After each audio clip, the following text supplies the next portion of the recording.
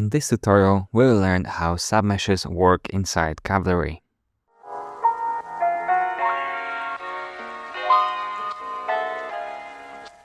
So before we start, I just want to mention that this will be more of a technical approach and workflow tutorial rather than creating something interesting.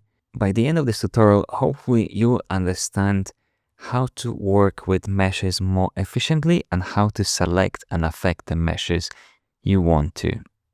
Make sure to download project file from the Gumroad store so you can follow along or explore all the examples I created. So all the information you need to know about submeshes and the shapes themselves is available on the Cavalry documentations page. Especially this part is important, but sometimes it's easier to learn by doing things. So let's start with a simple example. So I have a sample for shapes. Each of them has a different color and just random sizes so we can tell them apart easily. What I'm going to do is parent all of these three shapes to the star and then parent ellipse and rectangle to the polygon shape. When you check those shapes in the Mesh Explorer, you can see that they are individual shapes, that the whole parent and child setup does not show up on the Mesh Explorer. So let's put this setup inside Duplicator and maybe space this out a little bit like so and see what is going on.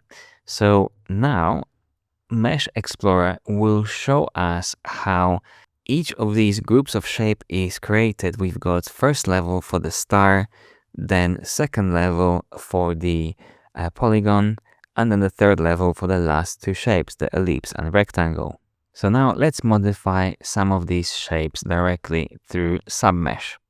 So now in the submesh, I'm going to offset the position down a little bit so we can see what is going on. And now the shapes on the level 3 are being affected. So this means only rectangles and ellipses. When you change the custom level range to 2, you can see that both of them are affected, but at an individual level. What I mean by this is that polygon is being offset, but because it has two children, their position is being offset as well. So essentially we are affecting this level first and then affecting this level second. So when you have a setup with a number of parented shapes, it might be tricky to affect only the shapes you want because of the parent and child relationship going on. You can try to flatten the mesh at the level. However, this will override the color properties of these guys with the color of the parent, in this case, the blue of the polygon. I'm going to uncheck the flatten mesh at the level and change the range to 2. So at this point, we are affecting polygon only at the second level. However, because we've got these two guys parented to it, they are being moved as well. And let's add a value to the position Y. And for example, I would like to move only very specific meshes around, the specific groups. So I'm going to add another property here, zero this one out, maybe change this one to -100. So now every other property is affected. Finally, uncheck auto index and add math comparison node and add index context to the first property. So now we can control which groups of shapes is being affected by the value array using their index. And you can change the operation to something like equal. And this way, we will only affect a property group with a specific index. So in this case, this is 0, 1, 2, 3, and so on. And we can see the index better if I enable draw debug information. So you can see over here. Personally, I don't like working with parent and child relationships in Duplicator like this because one change can affect the other group of shapes. Like in this case, these two are affected when this one moves. So let's try something different. So I'm going to duplicate the composition and call it Duplicator inside Duplicator. Let's delete everything, turn on the star shape, and remove all the parenting going on. So now we have 4 individual layers. Put them into a duplicator, call it cell. I'm going to change it to linear, 4 copies, and space them out a little bit to maybe like 3, 15. Let's put this cell into another duplicator, space this out, and space this out on H as well. Perfect. So we have a grid made of individual cells, which are made of individual shapes. So when you look at the Mesh Explorer, it shows you what is going on.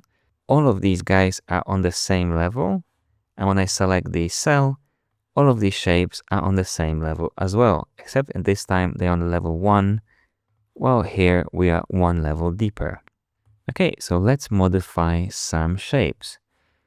Let's add submesh to grid. Let's try to play with rotation this time. Add value array to rotation. Add one more property here, behavior, and select noise.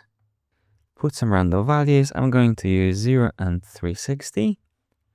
And we've got a noise going on every other property. So unchecked auto index, and this time I'm going to use value. Change it to 1, so everything is affected, but now I want to limit the noise to specific shapes, so I can do that with range falloff.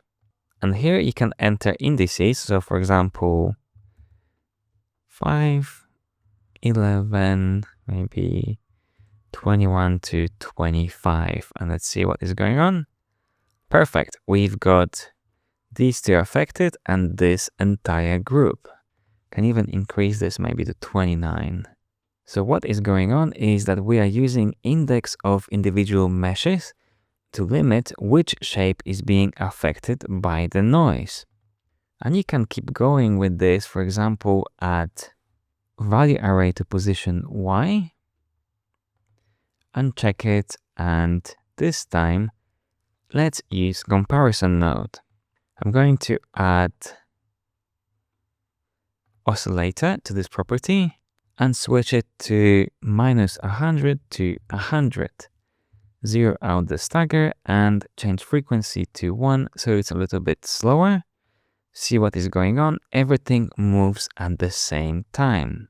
So now I'm going to select the comparison node we just created, right click and add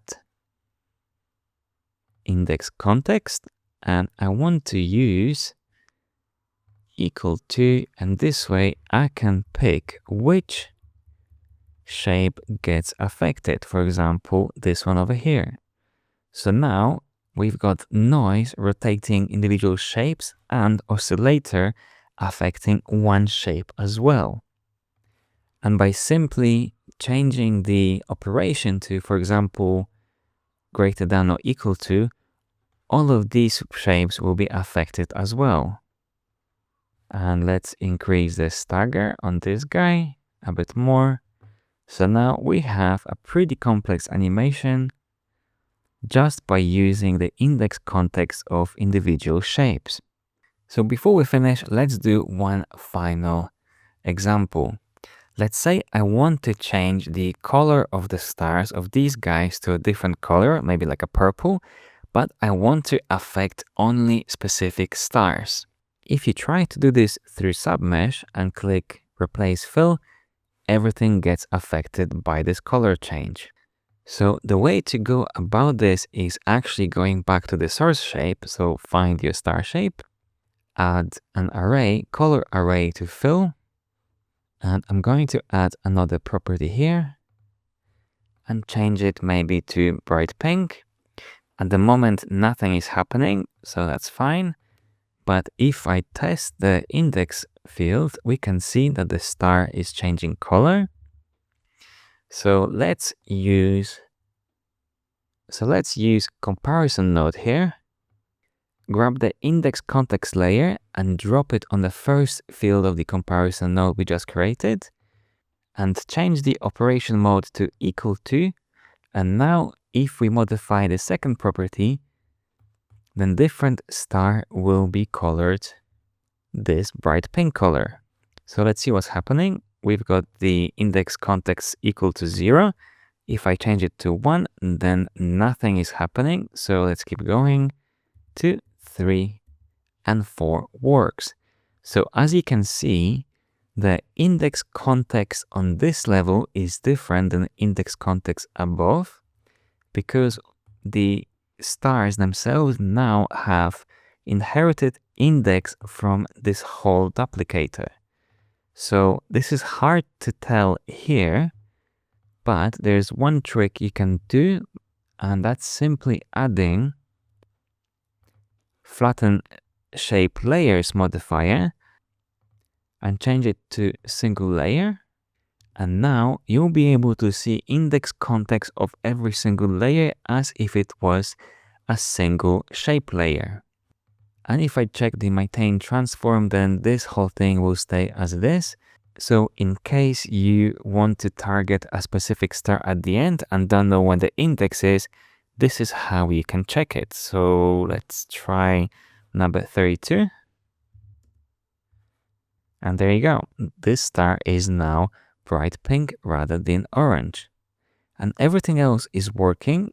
However, for some reason, the flatten shape layers modifier has this weird thing where it simply bugs out and messes up the layers. So I don't like to use it unless I have to, so I can delete it. And we've got animation working as before. We've got noise rotating individual layers we selected with range falloff, and oscillator affecting certain layers as well, and at the same time coloring a single star with a pink color, which we selected as well. Hopefully this gives you a better understanding on how to target specific submeshes within Duplicator by using their index number. This is a great way to limit effects of behaviors of different modifiers, arrays, and so on only to specific shapes or groups of shapes inside a Duplicator.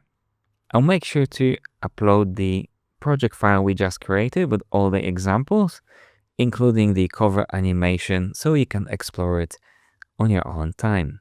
Thanks for watching.